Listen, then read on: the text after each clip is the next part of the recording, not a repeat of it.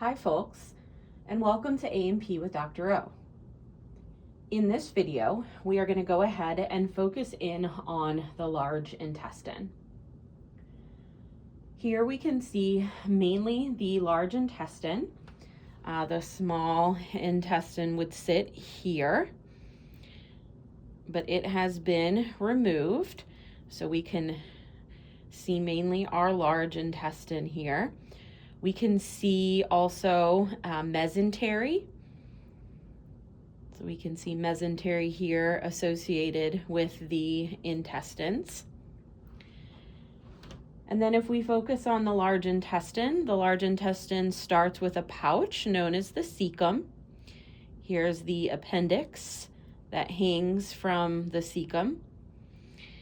Here's the ileum, the last part of the small intestine, and then there's that ileocecal valve.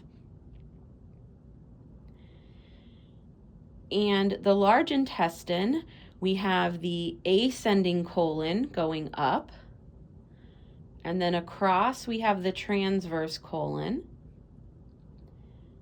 Down we have the descending colon. And then this part shaped like an S, kind of, a sideways S, is called the sigmoid colon.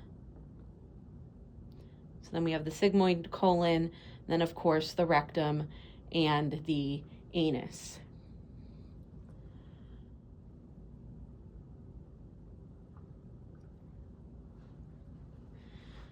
This band that we see running right here, so this is a band of muscle, and it is known as the tinea coli. We can see that band running throughout the colon. And then there are these pouches as well, and those pouches are known as haustra.